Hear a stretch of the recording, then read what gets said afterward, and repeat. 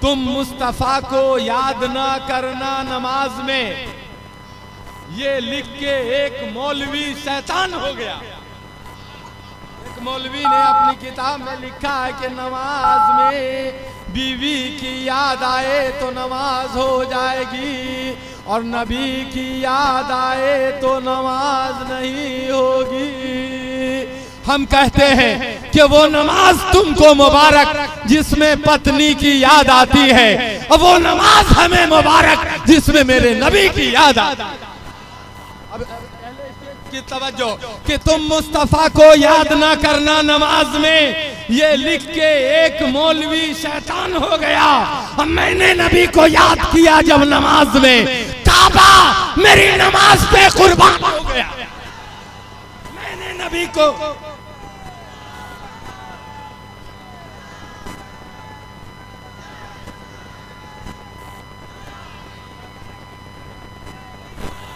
تم مصطفیٰ کو یاد نہ کرنا نماز میں، یہ لکھ کے ایک مولوی شیطان ہو گیا، میں نے نبی کو یاد کیا جب نماز میں، کعبہ میری نماز پہ قربان ہو گیا۔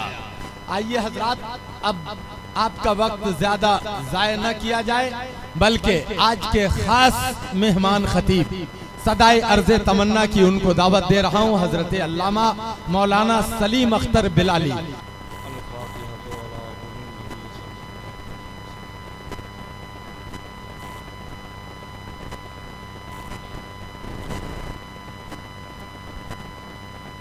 ان اللہ و ملائکتہ یصلون علی النبی یا ایھا الذین آمنوا صلوا علیہ وسلموا تسلیما اللہم صل علی سیدنا و شفیعنا و مولانا محمد معدن الجود والکرم و آلہ و بارک وسلم صلاۃ و سلام علیک یا رسول اللہ صلاۃ و سلام علیک یا حبیب اللہ صلی اللہ تعالی علی خیر خلقہ و نور عرشہ افضل الانبیاء والمرسلین وعلى آلہ وصحبہ اجمعین برحمتک نحمدہ ونصلی علی حبیبہ الکریم اما بعد فاعوذ باللہ من الشیطان الرجیم بسم اللہ الرحمن الرحیم ان اللہ مع الصابرین صدق اللہ مولانا العلی العظیم وبلغنا رسولہ النبی الامین الکریم ونحن علی ذلک لمن الشاہدین والشاکرین والصابرین والحمد للہ رب العالمین۔ درود پاک پڑھ لیجیے۔ اللہم صلی علی سیدنا و شفیعنا و مولانا محمد معدن الجود والکرم و آلہ و بارک وسلم صلاۃ و سلام علیک یا رسول اللہ صلاۃ و سلام علیک یا حبیب اللہ۔ کعبے کے بدر الدجا تم پہ کروڑوں درود، طیبہ کے شمس الضحیٰ تم پہ کروڑوں درود، دافع جملہ بلا تم پہ کروڑوں درود، شافع روز جزا تم پہ کروڑوں درود، یا رسول اللہ سینے پہ رکھ دو ذرا وہ کفے پا چاند سا، دل کرو ٹھنڈا میرا تم پہ کروڑوں درود، بے ہنر و بے تمیز مولا کس کو ہوئے ہیں عزیز، ایک تمہارے سوا تم پہ کروڑوں درود، برسے کرم کی بھرن پھولیں نعم کے چمن، ایسی چلا دو ہوا تم پہ کروڑوں درود۔ آپ سن رہے ہیں توحید نیٹ ورک کی اسلامک آواز، Tawheed network international Islamic YouTube channel. عطا میں نہ کی اور تم نے عطا میں نہ کی کوئی کمی سرورا تم پہ کروڑوں درود، یہ سب تمہارا کرم ہے آقا کہ بات اب تک بنی ہوئی ہے، میں اس کرم کے کہاں تھا قابل حضور کی بندہ پروری ہے۔ یا رسول اللہ ہم نے خطا میں نہ کی اور تم نے عطا میں نہ کی کوئی کمی سربراہ تم پہ کروڑوں درود، کام وہ لے لیجئے تم کو جو راضی کرے، ٹھیک ہو نام رضا تم پہ کروڑوں درود۔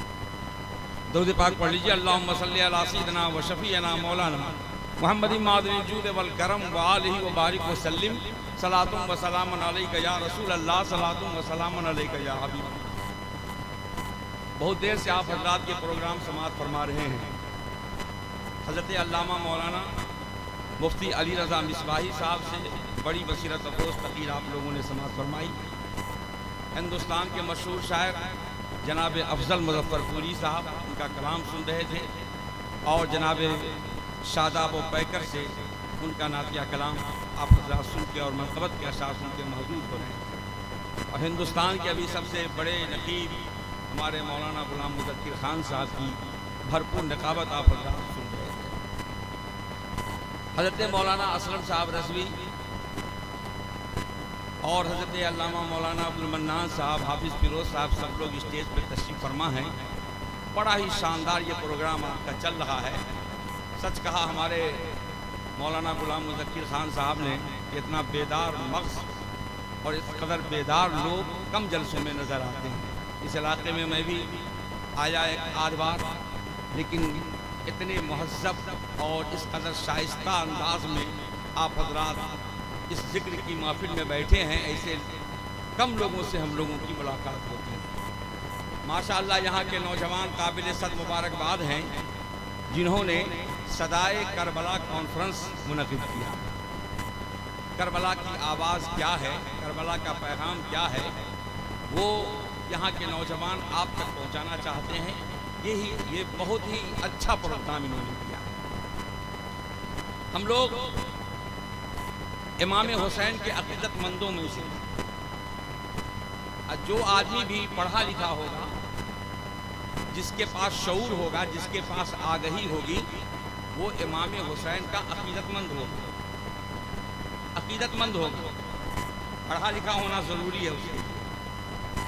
बहुत सारे लोग दावा करते हैं कि हम पढ़े लिखे हैं, लेकिन वो हकीकत में पढ़े लिखे नहीं होते। अगर पढ़ा लिखा आदमी होता तो किसी को गाली नहीं देता। पढ़ा लिखा आदमी गाली नहीं देता। पढ़ा लिखा आदमी जो होता है वो गाली नहीं देता, और वो और भी बहुत सारे वाहियात काम से वो परहेज करता है जो पढ़ा लिखा है। और हम लोग इमाम हुसैन से अक़ीदत रखते हैं, मोहब्बत रखते हैं। ये हुसैन कौन है? आईने मशीयत का शनासा ऐसा, आईने मशीयत का शनासा ऐसा, जिनके कदमों में हो कौसर वो पियासा ऐसा, जिनके कदमों में हो कौसर वो पियासा ऐसा। अरे क्यों फख्र से झूमे न रसूले अरबी, तकदीर से मिलता है नवासा ऐसा, तकदीर से मिलता है नवासा ऐसा। ये इमाम हुसैन है।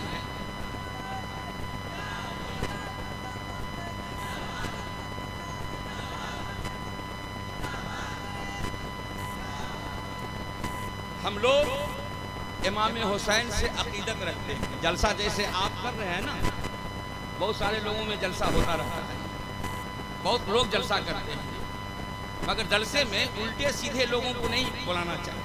कभी कभी लोग गलती कर जाते हैं और उल्टा पुल्टा आदमी चलता है। जैसे कि अभी एक ग्रुप निकला हुआ है, वो इमाम हुसैन को गलत रास्ते पे कहता है और कहता क्या है कि यजीद रहमतुल्लाह अलैह माशअल्लाह सल्लल्लाहु, यजीद सही रास्ते पे था और इमाम हुसैन गलत रास्ते पे थे। आप लोगों ने भी सुना होगा, अजीब किस्म का मौलवी है, अजीब तरह का मौलवी। ऐसा मौलवी ना आपको शक्लन कोई मिला होगा, न सूरतन कोई मिला होगा। टाई बांधता है, पैंट पहनता है, शर्ट पहनता है और हिजरे की तरह ताली बजाता है, ऐसा मौलवी है। और उस ग्रुप के बहुत सारे लोग हैं जो इमाम हुसैन की मुखालफत करते हैं। हमारी जमात वो है कि हम किसी सहाबा की मुखालफत नहीं करते, हम किसी वली की मुखालफत नहीं करते। हम लोग इमाम हुसैन से अक़ीदत रखते हैं। झारखंड में एक जलसा हो रहा है, झारखंड की कोई जगह थी, उस जगह का नाम हमको याद नहीं, हमारे बड़े मुतबर आलिम दीन ने बताया, वहाँ एक जलसा हो रहा था। ऐसे ही लोगों ने जलसा कराया, जैसे यहाँ के नौजवान लोग हैं, उनको शौक़ हुआ कि हम इमाम हुसैन की अज़मत का खुतबा सुनेंगे, इमाम हुसैन की फजीलत सुनेंगे। लोगों ने जलसा कराया। इत्तेफाक से उसमें एक मौलवी आ गया उस पार का मौलवी था, बोलने लगा उल्टा सीधा। इमाम हुसैन गलत रास्ते पे थे, यजीद सही रास्ते पे था, ये क्यों गए लड़ाई करने के लिए, तो वगैरह वगैरह जो उसके दिमाग में बातें आती थी वो बोलता चला। एक دیہاتی جو جلسہ کرا رہا تھا اس نے سنا اور اس کا دماغ گھومنے لگا، ارے یہ کیسا بول رہا ہے، یہ کیسی بات کر رہا ہے، اس کو تو میں نے بلایا تھا، یہ سننے کے لیے بلایا تھا کہ یہ مولوی یہ بیان کرتا کہ ایک مرتبہ مدینہ کی گلی سے میرے مصطفیٰ جان رحمت گزر رہے تھے، ایک بچہ تھا گرد و غبار میں اٹا ہوا تھا، میرے مصطفیٰ جاتے ہیں اور اس بچے کو کلیجے سے لگا لیتے ہیں، اس کی پیشانی کا بوسہ دیتے ہیں، اس پہ ممتا نچھاور کرتے ہیں۔ صحابہ نے پوچھا یا رسول اللہ یہ کون بچہ ہے جس سے آپ اتنا پیار کر رہے ہیں؟ میرے آقا ارشاد فرماتے ہیں اے صحابیوں میں اس بچے کو پہچانتا نہیں کس قبیلے کا بچہ ہے، کس خاندان کا بچہ ہے، لیکن بہت دن ہوئے اسی راستے سے میں گزر رہا تھا، یہ بچہ میرے نواسا حسین کے ساتھ کھیل رہا تھا اور حسین کے قدموں سے جب دھول گر رہی تھی تو پیشانی میں یہ لڑکا اپنی پیشانی میں اس دھول کو ملتا ہوا نظر آ رہا تھا، یہ بچہ میرے حسین سے محبت کرتا ہے، میں اس سے محبت کرتا ہوں۔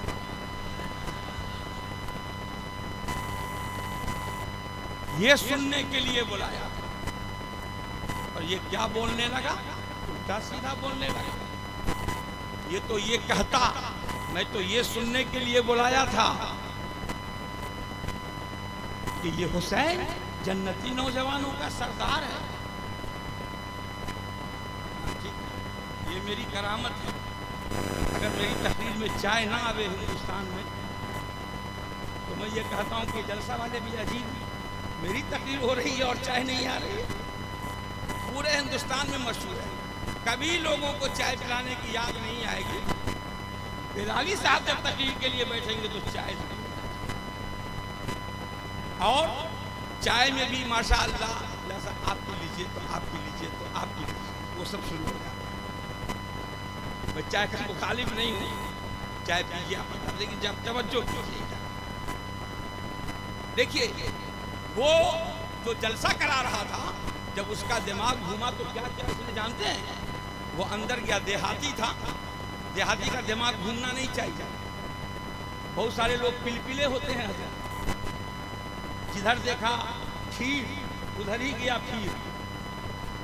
آج کل کے نوجوانوں کو ماشاءاللہ میں مبارکباد دیتا ہوں، سدائے کربلا کانفرنس کیا، اپنے عقیدے پہ جم کے رہو، تم امام حسین سے محبت کرتے ہو، ہمارا مسلک کسی کو گالی دینا نہیں ہے، ہم صحابہ کرام کی محبت کو عین ایمان سمجھتے ہیں، ہم سب سے محبت کرتے ہیں جی۔ اب جیسے ہی اس کا ماتھا گھوما کہ یہ مولوی امام حسین کی مخالفت میں بول رہا ہے تو وہ اندر گیا اور جھارکھنڈ میں ایک پٹارا چلتا، وہ پتہ نہیں گردن کی ناپ ہی کا بنا تھا، اور تھوڑا سا اس ٹائپ کا جو مولوی ہوتا ہے اس موٹا ہوتا ہے، اس کی گردن بھی تھوڑی موٹی تھی، اسی ٹائپ کا وہ کٹارا بنایا ہوا تھا۔ وہ گیا، یہ امام حسین کے خلاف بولتا ہے، اس کی غیرت نے گوارا نہیں کیا۔ ہم لوگ نہ ہیں، رسول کو بھی گالی دے دیتا ہے تو کہتے ہیں کہ مولوی صاحب لوگوں کا معاملہ ہم کو کم نہیں، آپ کی ماں کو کوئی گالی دے دے تو کہتے ہیں جان جائے یا رہے، میری ماں کو گالی دیا، اور جو پوری دنیا کے مسلمان کی ماں ہے اس کی شان میں اگر کوئی گستاخی کرے جی تو ہمارا خون گرم نہیں ہوتا ہے، کہتے ہیں یہ مولویوں کا معاملہ ہے، یہ مولوی صاحب لوگ جانے۔ اب اس آدمی کا خون گرم ہوا، میرے حسین کے خلاف بول رہا ہے، اندر گیا، کٹاری لایا اور ایسا چلایا ناپ کے کہ وہ جو سڑا ہوا تربوزہ تھا 6 کلو کا ادھر گر گیا، اور یہ ادھر بدن گرا ہوا ہے، اور بولا سیدھے کہ اس سور کو یہیں پہ گاڑ، اس سور کو یہیں پہ گاڑ دیا۔ لوگوں نے مٹی ہٹایا، گاڑ دیا، ہنگامہ ہو گیا، علاقے میں خبر ہو گئی فلاں گاؤں میں ایک مولوی کا لوگوں نے مرڈر کر دیا ہے۔ پولیس کو خبر ہوئی، پولیس والے آئے، تھانہ والے آئے، اب وہ بڑے اطمینان سے لوگ بیٹھے ہوئے تھے، کہا تم لوگوں نے کسی مولوی کا مرڈر کر دیا ہے؟ کہا کہ نہیں تو مولوی کا مرڈر کا ہے تو ہم لوگ کریں گے، किसी मौलवी को नहीं मारा। नहीं, हम लोगों को खबर मिली है कि मौलवी का मर्डर तुम लोगों ने कर दिया है। कहा नहीं, सुन इधर, इधर सुनो, इधर सुनो, बात मत करो, बात करना, मैदान बहुत बड़ा, रोड बहुत बड़ा, चले जाओ पीछे बात करना। हाँ, तवज्जो के साथ सुनो, मुकम्मल तवज्जो के साथ। मेरी बात अगर कुछ लग जाए तो मेरे हिस्से का पैसा भी इन दोनों बुजुर्गों को दे देंगे। कलकत्ता जाने के लिए, ले जाने के लिए बेखला, जो है जेब में वो सब दे दीजिए, हम लोग कलकत्ता लेके। और हाँ, इधर सुनो तवज्जो के साथ।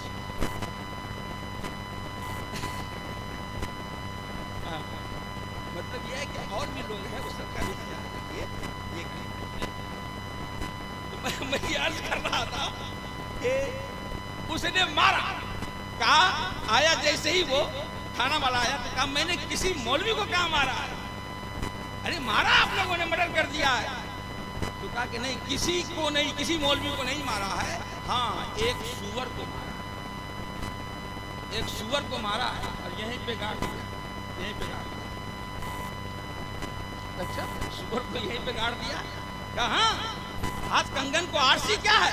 अगर यकीन ना आवे तो गड्ढा को खोल के देख लीजिए, सुअर ही होगा। इतने यकीन के साथ वो बोल रहा था, इतने एतमाद के साथ बोल रहा था कि पुलिस वाले भी हैरत में पड़ गए और कहा कि यही बात है तो चलो इसको मिट्टी को हटा के देखा जाए। तो कुदरत के करिश्मे का आप अंदाजा कीजिए, जब लोगों ने मिट्टी को हटाया तो वहां वाकई कोई मौलवी नहीं था, एक सुअर की लाश बनी, एक सुअर पड़ा हुआ था। आंखों से देखा, वो तो चला गया। कहा उस आदमी से जिसने कहा था कि सुअर को मारा है, उससे कहा कि आखिर तुमने ये कैसे कह दिया? तो उसने कहा मेरा दिल ये गवाही दे रहा था कि जो रसूल के नवासे के खिलाफ बोलेगा, उसकी मुखालफत करेगा, वो इंसान नहीं हो सकता है, वो हर हाल में सुअर ही हो सकता है। कौम को बेदार तो हो लेने, हर कौम पुकारेगी हमारे हैं हुसैन, हर कौम पुकारेगी हमारे हैं हुसैन। और आप कहोगे कि मौलाना बिलाली साहब ये आपका जोरे बयान है, मेरे भेजे में ये बात समाती नहीं। एक आदमी सुअर कैसे? तो मैंने कहा कि आपके भेजे में समाए या ना समाए, एक हदीस सुनाता हूँ, यकीनन ये बात आपकी समझ में आ जाएगी। मिशकात शरीफ की हदीस है, उमर फारूक रज़ी अल्लाह अन्हु का जमाना है। अरे ये कौन उमर है आप जानते हो? ये वही उमर हैं जिनके बारे में मेरे सरकार ने इरशाद फरमाया था, जैसे आसमान में तारे बेशुमार हैं वैसे ही मेरे उमर की नेकियां बेशुमार। ये हमारे उमर हैं, उमर फारूक हैं, ये वो उमर हैं जिनके बारे में सरकार ने फरमाया था कि जिस रास्ते से मेरा उमर गुजर जाता है शैतान भी उससे पनाह माना। ये वो उमर है। हम लोग उमर रज़ी अल्लाह अन्हु को भी मानते, उमर की शान में गुस्ताख नहीं करते। उमर रज़ी अल्लाह अन्हु के हम मानने वाले हैं, हम हर सहाबी की कद्र करते हैं। ये उमर फारूक रज़ी अल्लाह अन्हु है, इतने पुरजलाल सहाबी आ रहे हैं। मिशकात शरीफ की हदीस है, एक शराबी जा रहा है, दोपहर का टाइम है, कंबल ओढ़े हुआ है और बगल में शराब की बोतल छुपा है। देखा उमर आ रहे हैं, शराबी का हुलिया चेंज हो गया, मिजाज बदलने लगा। कहा ए अल्लाह उमर के कोड़े से बचा लेना, जिंदगी भर शराब को मुंह नहीं लगा। कहा नहीं है उमर ने कहा नहीं है, उमर को देखा और शराब से तौबा करना। ये हमारे उमर है, उमर इब्ने खत्ताब हैं कि जिनके ईमान लाने पर मेरे सरकार ने नारे तकबीर बुलंद फरमाया था तो मले आला के फरिश्ते उधर पड़े थे और कहा था या रसूल अल्लाह, जो नारा आप लगा रहे हैं मले आला के फरिश्ते भी खुशियां मना रहे हैं। उमर ही मान गया, उमर के कोड़े से बचा लेना मौला, जिंदगी भर शराब को नहीं लगा। उमर करीब आ गए, ये डर रहा है, शराब ही डर रहा है। बगल में आए, जैसे ही करीब आए, बगल में क्या लेके जा रहे हो? वो कह रहा है हुजूर, दिल में कहा अल्लाह कोड़े से बचा, जिंदगी भर शराब को मुंह नहीं लगा। کہا حضور یہ دودھ ہے، دودھ ہے۔ تو حضرت عمر نے فرمایا دودھ ہے، ذرا یہ دودھ ہم بھی تو دیکھیں کہ دوپہر میں کمبل کے نیچے چھپا کے لے جائے، یہ کس قسم کا دودھ، کون کمپنی کا دودھ ہے، یہ ہم بھی تو دیکھیں، نکال دودھ کو۔ جیسے ہی نکالا ہے وہ بوتل کو، یہ دل میں کرا مولا عمر کے کوڑے سے بچا، عمر کے کوڑے سے بچا، عمر کے کوڑے سے بچا لینا۔ اور حضرت عمر فاروق رضی اللہ عنہ ہیں، جیسے ہی بوتل کے ڈاٹ کو کھولتے ہیں تو اللہ کی قدرت کا کرشمہ دیکھو، اللہ تبارک و تعالیٰ نے اس کے توبے کو بھی قبول فرما لیا اور شراب کو دودھ میں تبدیل بھی فرما لیا۔ جو رب کائنات شراب کو دودھ میں بدل سکتا ہے، میرا یقین ہے گستاخ حسین کو سور میں تبدیل کر سکتا ہے۔ وہ چاہے تو کیا نہیں کر سکتا، وہ چاہے تو کیا نہیں کر سکتا۔ تو بولو ہم لوگوں کو تو امام حسین سے عقیدت نہ چاہیے، ہم لوگوں کو محبت چاہیے۔ یہ محبت بڑے کام کی ہے۔ ارے میدان محشر میں اگر امام حسین نے کہہ دیا یہ ہمارے ماننے والے ہیں تو ہو نہ ہو ہماری نجات کا یہی سبب، ہماری نجات کا یہ ذریعہ بن جائے۔ جانتے نہیں ہو کہ یہ کون ہے؟ یہ کون ہے؟ حضرت فاطمہ ماں ہے ان کی، علی ان کے باپ ہیں۔ علی جب تک کہ زندہ رہے اور حضرت فاطمہ زندہ رہی تو حضرت فاطمہ کے رہتے ہوئے علی دوسری شادی نہیں کر سکتے۔ حضرت علی کے لیے حرام قرار دیا گیا تھا کہ فاطمہ جب تک زندہ ہیں آپ دوسری شادی نہیں کر سکتے۔ اور یہ فاطمہ ہیں، ایک مرتبہ جب حضرت علی گھر میں داخل ہوتے ہیں تو دیکھا کہ ہماری بیوی جو عرصے دراز سے ہمیشہ غمگین رہا کرتی تھی آج مسکرا رہی ہے، حسنین کے بالوں میں تیل لگا رہی ہے، کنگھا کر رہی ہے، مسکرا رہی ہے۔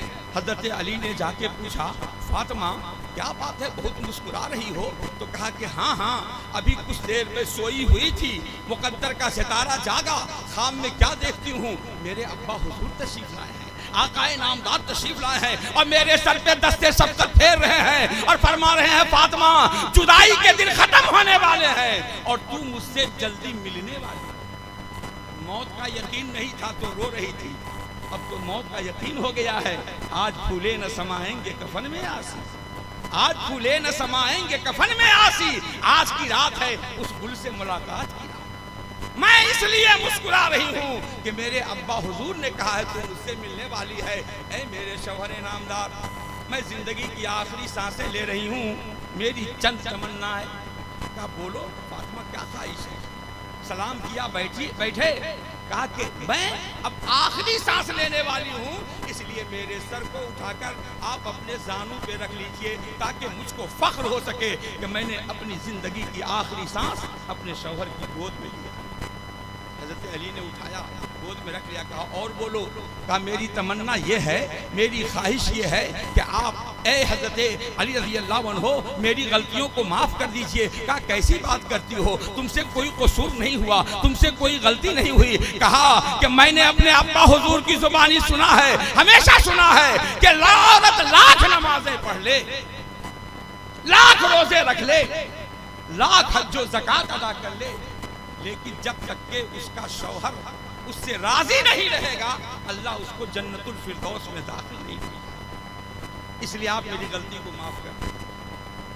کہا بولو، اگر تمہاری اسی میں خواہش ہے تو میں نے معاف کیا، اور بولو؟ تو کہا میری تیسری خواہش یہ ہے کہ میرے مرنے کے بعد آپ فلاں قبیلے کی ایک عورت ہے اس سے آپ شادی کر لیجئے گا۔ کہا اس قبیلے کی عورت سے شادی کی شرط کیوں لگاتی ہو؟ کہا اس لیے کہ میں نے یہ سن رکھا ہے کہ اس قبیلے کی عورتیں جب بچہ جنم دیتی ہیں تو بچہ بڑا بہادر ہوتا ہے، بچہ بڑا تنومند ہوتا ہے، اور جب اس عورت سے آپ شادی کریں گے اور اس کو جب بچہ پیدا ہوگا تو وہ بچہ میدان کرب و بلا میں میرے حسین کی مدد کرتا ہوا نظر آئے گا، میرے حسین کی مدد کرتا ہوا نظر آئے گا۔ اور چوتھی خواہش یہ ہے کہ جب میں مر جاؤں تو میرے جنازے کی خبر عام لوگوں کو مت دیجیے گا، بلکہ جب ساری دنیا سو جائے تو میرے جنازے کو رات کے وقت میں اٹھائیے گا، جنت البقیع قبرستان لے جائیے گا، تاکہ میری تمنا یہ ہے کہ جس طرح لوگ زندگی میں میرے جسم کو نہ دیکھ سکے، مرنے کے بعد میرے جنازے پر بھی کسی غیر محرم کی نگاہ۔ یہ پردے کا اہتمام تھا. یہی وجہ ہے کہ حضرت فاطمہ رضی اللہ عنہا جب میدان محشر میں گزریں گی تو آگے آگے ایک محشریوں کو آواز دیا جائے گا, ندا دینے والا ندا جائے گا, اے محشریوں اپنی نگاہ کو نیچی کر لو, فاطمہ کی سواری گزر گئی. یہ پردے کی شان ہو. حضور سرور کائنات صلی اللہ علیہ وسلم کی بیٹی فاطمہ ہے, پردہ فرماتی ہے. حضرت علی رضی اللہ عنہ نے شادی کیا اس سے. اب سنو اس سے کون پیدا ہوا؟ حضرت عباس علمبردار. عباس علمبردار پیدا ہوئے.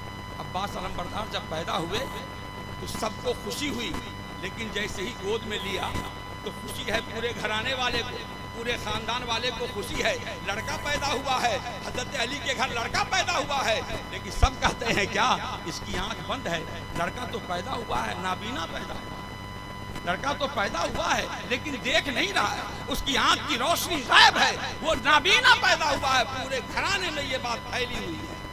حضرت امام حسین باہر گئے ہوئے تھے, شام کو آئے تو ان کو بھی کہا گیا اے امام حسین آپ کو بھائی تو پیدا ہوا ہے, لیکن عجیب بات ہے وہ لڑکا نابینا پیدا ہوا ہے. کہا کہاں ہے, میرے بھائی کو تو لاؤ. جیسے ہی حضرت امام حسین نے حضرت عباس علمبردار کو اپنی گود میں لیا ہے, دنیا نے یہ دیکھا کہ جو آنکھ اب تک بند تھی, جن کو دنیا نابینا کہہ رہی تھی, امام حسین کی گود میں جیسے ہی عباس آتے ہیں اپنی دونوں آنکھوں کو کھول دیتے ہیں. وہ یہاں دیکھا تو سب سے پہلے حضرت امام حسین کے روئے سے اور اس کے بعد امام حسین کی کیسی مدد کیا ہے کربلا میں, آپ علماء کرام سے پوچھئے تو آپ کو پتا چلے گا. میں آپ کو ایک جملہ صرف کہہ دوں کہ حضرت امام حسین کے سارے اقربا شہید ہو رہے ہیں, عزیز شہید ہو رہے ہیں, لیکن جب حضرت عباس وہ شہید ہوتے آئیے اور امام حسین جب جا رہے ہیں تو ایک ہاتھ کو کٹا ہوا دیکھا ہوگا, سمجھا کہ حضرت عباس کا ہاتھ ہے, کلیجے سے لگاتے ہیں, آگے بڑھتے ہیں, دوسرے ہاتھ کو دیکھتے ہیں, اپنے کلیجے سے لگاتے ہیں, آگے بڑھتے ہیں, اور جب چت لیٹے ہوئے ہیں حضرت عباس کہتے ہیں اے امام اگر میرے دونوں ہاتھ سلامت ہوتے تو میں آپ کو یہ بھی زحمت نہیں دیتا, لیکن ہاتھ سلامت نہیں ہے, میرے آنکھوں میں خون بھرا ہوا ہے, اے امام میرے آنکھوں سے خون کو آپ صاف کر دیجئے. حضرت امام حسین نے جیسے ہی آنکھ سے خون کو صاف کیا ہے, عباس کہتے ہیں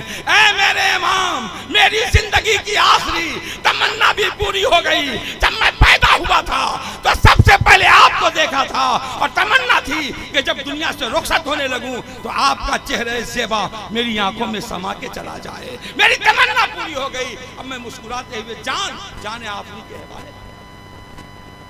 یہ وہ عباس اتنا پیار کرتے ہیں اور اس قدر جان ساری کا جذبہ ہے. میں یہ کہتا ہوں کہ حضرت فاطمہ رضی اللہ عنہا حضور سرور کائنات صلی اللہ علیہ وسلم کی پیاری بیٹی ہے. حضرت علی پیارے بیٹا. آج ہم لوگ ذکر حسین منا رہے ہیں, امام حسین رضی اللہ عنہ کی شہادت کا ذکر سن رہے ہیں. آئیے میں آپ کو بتاؤں, حضرت امام حسین رضی اللہ عنہ پیدا ہوئے اور ان کو ٹریننگ دی جا رہی ہے, ان کو لڑنے کی تیاری کی جا رہی ہے, ان کو پڑھایا جا رہا ہے, ان کو لکھایا جا رہا ہے, ان کو زیور تعلیم سے آراستہ کیا جا رہا ہے. ہم لوگ بھی اپنے بچے کو پڑھاتے ہیں, لکھاتے ہیں. ایک بات میں کہہ دیتا ہوں, شاید آپ لوگوں کے دل و دماغ کو یہ بات غلط لگے, لیکن میرا اپنا یہ خیال ہے. بہت سارے لوگ اپنے بچوں کو ڈاکٹر بناتے ہیں, انجینئر بناتے ہیں, سمجھتے ہیں کہ میرا بیٹا پڑھا لکھا ہے, بہت پڑھا لکھا ہے, میرا بیٹا ڈاکٹر ہو گیا. اچھی طرح سمجھ لیجئے, یہ میرا اپنا خیال ہی نہیں بلکہ ایک مذہبی خیال یہ ہے کہ وہ تعلیم تو ہے مگر پیشہ ورانہ تعلیم, پیشہ ورانہ تعلیم ہے, ٹیکنیکل تعلیم ہے, پیسہ کمانے والی تعلیم ہے. وہ تعلیم وہ ہے جو تعلیم آپ کو سمجھا دے کہ اللہ کیا ہے, جو تعلیم سمجھا دے کہ رسول کیا ہے, جو تعلیم سمجھا دے کہ مقام صحابہ کیا ہے, جو تعلیم سمجھا دے کہ مقام اولیاء کیا ہے, جو تعلیم سمجھا دے کہ ماں کا احترام کیا ہے, جو تعلیم سمجھا دے کہ باپ کا احترام. یہ تعلیم مذہبی تعلیم, وہ پیشہ ورانہ تعلیم, پیسہ کمانے کے لیے تعلیم. وہ تعلیم بھی ضروری ہے, آپ تعلیم حاصل کرواؤ, لیکن اپنے بچوں کو دینی تعلیم بھی پہلے دو. ہم لوگ امام حسین کے ماننے والے صدائے کربلا کانفرنس کرتے ہیں, ماشاءاللہ بڑی خوشی کی بات ہے. آئیے میں سمجھاؤں آپ کو، امام حسین پیدا ہوئے جوانی کے عالم میں نہیں ہے، بچپنے کے عالم میں ہے۔ ان علماء کرام سے پوچھیے، آپ نے ہزاروں بار سماعت فرمایا ہوگا، میرے رسول سرور کائنات صلی اللہ علیہ وسلم نجران کے عیسائیوں سے مقابلہ کے لیے جائیں، مباہلہ کے لیے، قرآن میں اس کا ذکر ہے۔ اے اللہ کے پیارے رسول، آپ بھی اپنے گھر والوں کو ساتھ لے لیجئے، بچوں کو ساتھ لے لیجئے، اور وہ لوگ بھی اپنے بچوں کو ساتھ لے لیں، اور دونوں ایک دوسرے کے حق میں بد دعا کریں۔ یہی نا مباہلہ ہے، یہی مباہلہ ہے۔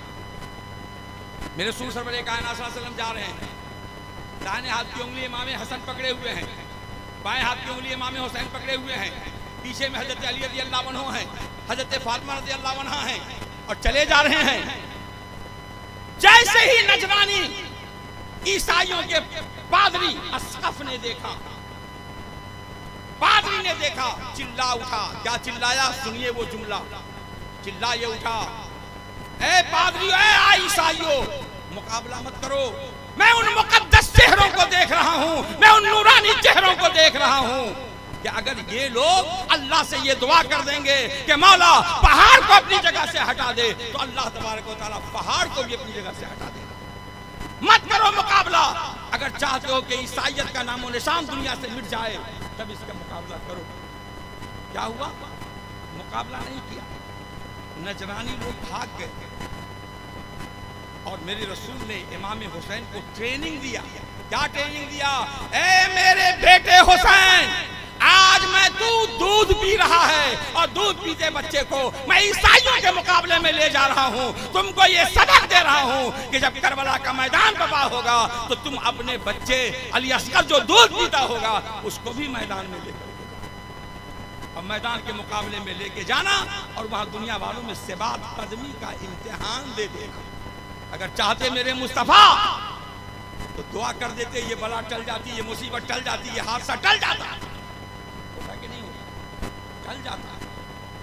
اس لیے کہ میرا یہ عقیدہ ہے کہ دعاؤں سے تقدیر بدل جایا کرتی ہے، لیکن میرے رسول سرور کائنات صلی اللہ علیہ وسلم کو یہ ساری باتوں کی خبر تھی، لیکن میرے مصطفیٰ جان رحمت کا انداز دیکھیے، جب بھی امام حسن کو اور امام حسین کو کاندھا پر بیٹھاتے تھے تو میں نے حدیث کے کتابوں میں پڑھا، دائیں کاندھے پر امام حسن کو بیٹھاتے تھے اور بائیں کاندھے پر امام حسین کو بیٹھاتے تھے۔ کیوں بیٹھاتے تھے؟ اس لیے کہ طبی سائنس یہ کہتا ہے، آج کا میڈیکل یہ کہتا ہے کہ دل انسان کا بائیں جانب ہوتا ہے۔ میرے رسول سرور کائنات صلی اللہ علیہ وسلم امام حسین کو بائیں کاندھے پر بیٹھا کر اور ان کے قدم مبارک کو اپنے دل کے قریب رکھ کر گویا قلب نبوت سے ان کے پاؤں کے اندر استقامت کی حرارت بھر رہے تھے، اور یہ کہہ رہے تھے، اے حسین، تم کو میدان کربلا میں اس قدم میں لغزش نہیں آنی چاہیے، استقامت کے ساتھ ڈٹا ہوا۔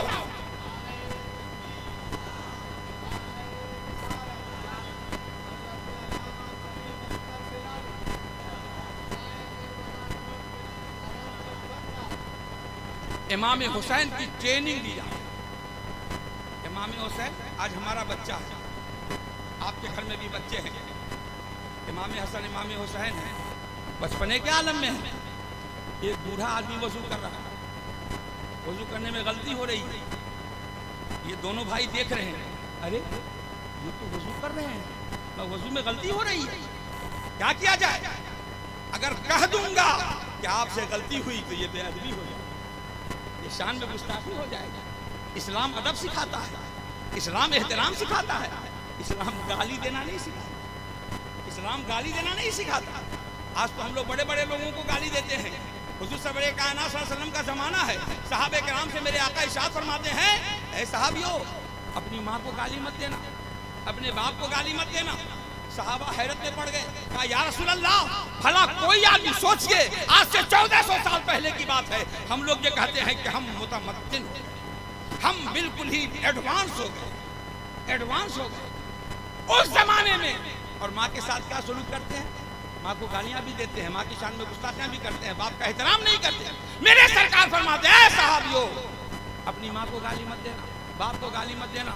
صحابہ نے کہا یا رسول اللہ، بھلا کوئی آدمی ماں کو بھی گالی دیتا ہے؟ حیرت میں ڈوب گئے وہ، بھلا ماں کو بھی کوئی گالی دیتا ہے، بھلا کوئی باپ کو بھی گالی دے سکتا ہے؟ تو میرے سرکار فرماتے ہیں، تم نے اگر کسی کی ماں کو گالی دیا اور اس نے لوٹا کے تمہاری ماں کو گالی دیا تو گویا تم نے اپنی ماں کو، دوسرے کی ماں کو بھی گالی دی۔ काफिरों का हाल तो मत पूछिए, बगैर गाली के हमारा ईमान ही नहीं मुकम्मल, हमारा ईमान ही मुकम्मल नहीं हुआ। रसूल सरवरे कायनात सल्लल्लाहु अलैहि वसल्लम ने मना फरमाया, बुजुर्गों का अदब करो, बुजुर्गों का एहतराम करो।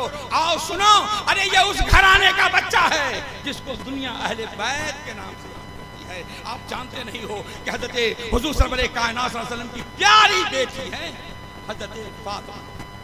दुनिया में बहुत सारी बेटियों को आपने देखा होगा, बहुत सारे घरानों को देखा होगा, लेकिन अगर कोई मिसाल हो तो मेरे सामने में आप पेश कीजिएगा। ये तो बहुत मशहूर है, हुजूर सरवरे कायनात सल्लल्लाहु अलैहि वसल्लम के प्यारे सहाबी भी हैं, दामाद भी हैं, खलीफा भी हज़रत है ना। घर गए, बेगम ने देखा कि उदास चेहरा है, पूछा मेरे शौहरे नामदार आपका चेहरा उदास क्यों है? कहा बात ही कुछ ऐसी हो गई है। कहा क्या बात हो गई?